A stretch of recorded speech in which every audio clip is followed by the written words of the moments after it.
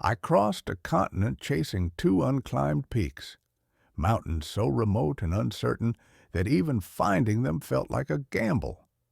What followed was a journey where every mile deepened the question: why had they never been climbed? Hey, glad you're here. Welcome to the Himalayan Journals. Here on this channel, we bring to you real stories from century old field notes. We try to keep it simple and calm here. Think of it as a documented history of the Himalayas from the early 1900s, covering stories of indigenous wisdom, epic expeditions, and groundbreaking science passed on just as they were recorded. Subscribe, zone out, binge. To travel 16,000 miles for two unclimbed peaks was perhaps proof of our devotion to mountaineering or of our lack of sense. Either way, both mountains defeated us. My plan had been simple: to meet Eric Shipton at Urumqi, the capital of Xinjiang, by the end of June. He was then serving as HBM Consul General in Kashgar. 1,000 miles to the west, I flew first to Shanghai. To reach Central Asia by way of the China coast might sound absurd, but it was, in fact, the quickest route. Shanghai, with its noise, heat, and press of humanity, left little charm behind it. The currency was collapsing, and though air travel was oddly cheap, the price of everything else rose by the hour. From there, I flew to Lanchao, a 1,200-mile hop across North China, then boarded a post bus for another 1,100 miles to Urumqi. The journey took 12 long days. My only preparation had been 5 Chinese words written phonetically for food. None were understood. Hungry and helpless, I grew to admire the Chinese passion for cooking while failing to benefit from it. The road wound through the Kansu corridor, with the Richthofen Range to the south and the Gobi Desert to the north. Near Suchao, we passed through the crumbling stones of the Great Wall and rolled out into the desert proper.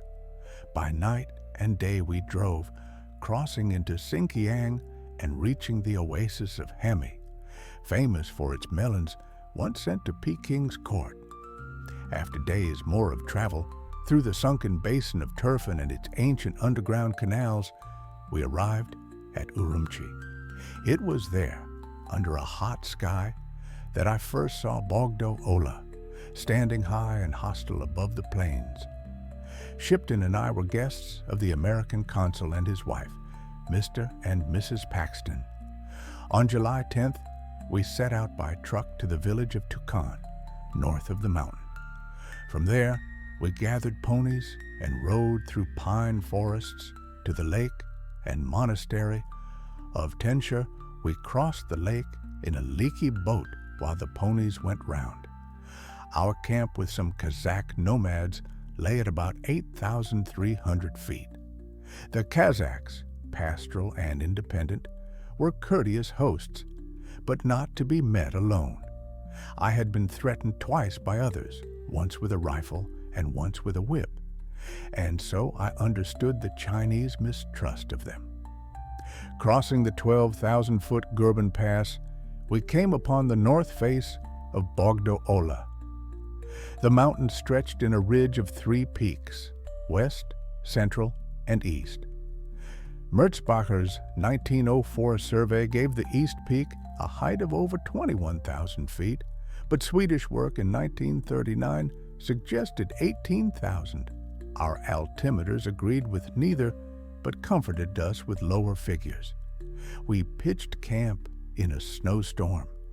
The Kazakhs left, and we 4, Shipton, myself, Lakpa, the old Everest porter, and a Hunza known as Hillbilly, remained to face the mountain. The first day's reconnaissance yielded little but wet misery. Lakpa was sick, the tent leaked, and the Primus stove refused to light. On the second attempt, we explored eastward and found what seemed a more promising line along the east ridge. The north face was forbidding. the ridge long but possible. While I searched for a way south through the Chigo Glacier, a Kazakh with a rifle chased me nearly back to camp. Still, the ridge from that side looked less severe. We moved camp and began the climb. At 15,000 feet, we knew the route was beyond us. The ridge was narrow, corniced, and dangerous. Yet the view from that lonely perch was worth the labor. Northward lay the golden emptiness of the Gobi, southward the pale plains of Asia, stretching to the horizon. That night, the old Everest tent groaned under a violent wind, but held. The next day, we climbed at easier eastern peak of 16,500 feet, enjoying it more than we should have admitted. By evening, another storm gathered, and we retreated, lowering loads down the ice in darkness. One slipped. The sacks burst, paraffin spilled, and sugar was lost. We ate dry bread in silence. Thus ended our attempt on Bogdo Ola. We returned to Urumqi on July 28th, but a week later were drawn back by coincidence and remorse. The mountain, now in perfect weather, gleamed temptingly, and we reached the Gobi Valley again, this time to fetch ice for the American consul. By then it was too late. Fresh snow covered the ridges. We climbed a little and watched the storm roll over the east peak. Even so, we thought it climbable from the north, if luck ever allowed. Later, I made a brief journey to Chakragil, a 22,000-foot peak near the Muztagh Atta range. We reached 17,000 feet, but turned back when one of our Kyrgyz companions fell ill, spitting blood and unable to move.